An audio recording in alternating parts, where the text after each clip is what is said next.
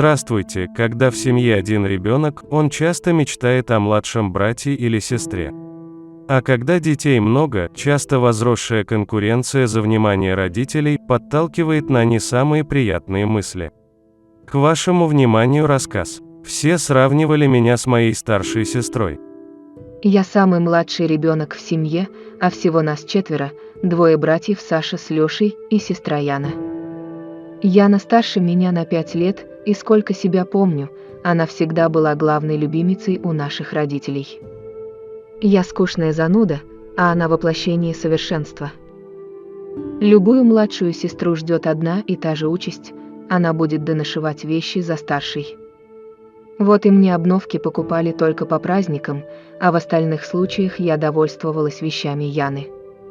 Меня это совершенно не волновало, пока мы были маленькими детьми, но когда я перешла в 6 класс, меня это начало смущать.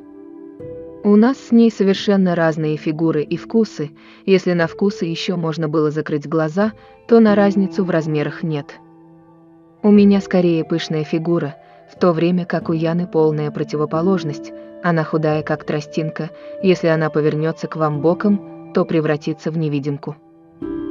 Даже в школе учителя сравнивали постоянно меня с ней. Когда я получала, например, 4 на экзаменах, учителя язвительно замечали, что Яна, пока училась в школе, меньше 5 никогда не имела.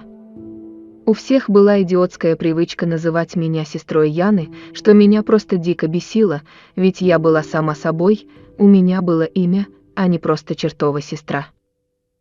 Мне правда стыдно признаться, что я была вне себя от радости, когда узнала о ее смерти. Она ехала на своем велосипеде домой после универа, когда ее сбил какой-то пенсионер на своей ласточке. Старая «Волга» с оленем на капоте, на которого, как мне потом рассказали, и упала Яна животом. Пенсионер еще 5 метров проехал, после чего только затормозил, но именно этим и убил ее.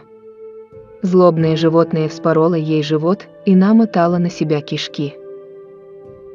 После торможения сестра слетела с капота гордости советского автопрома 3 метра, развесив свои внутренности как гирлянды на елке. Я правда старалась сдерживать улыбку на ее похоронах, но не всегда получалось, благо родственники списали все на нервное потрясение.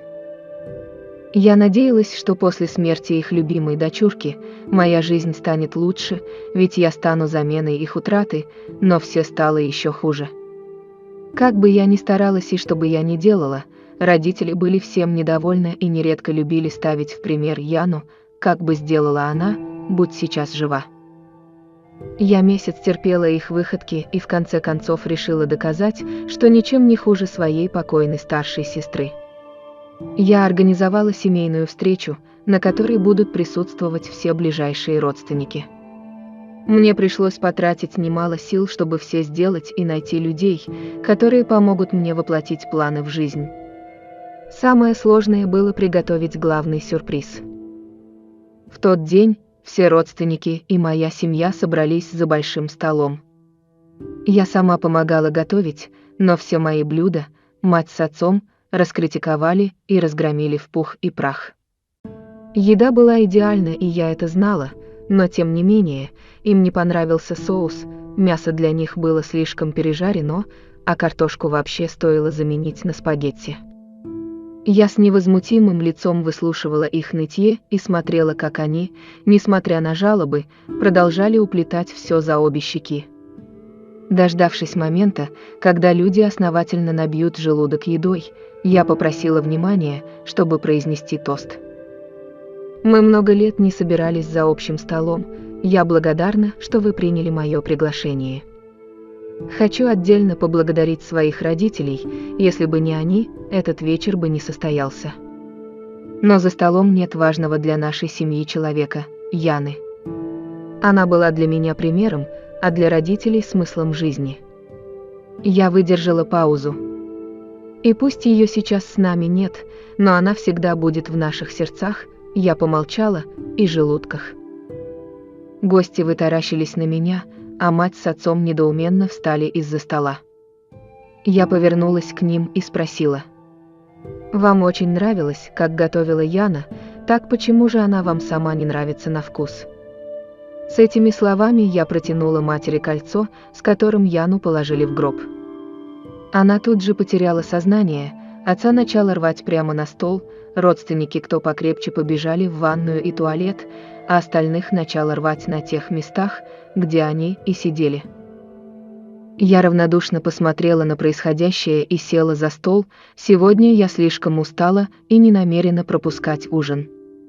Отрезав небольшой кусочек мяса и положив его в рот, глаза сами зажмурились от удовольствия. Безусловно, в реальной жизни такое развитие событий маловероятно, но сколько в наших семьях действительно проживает детей, которые либо бьются за внимание и любовь родителей, либо вообще их не получают.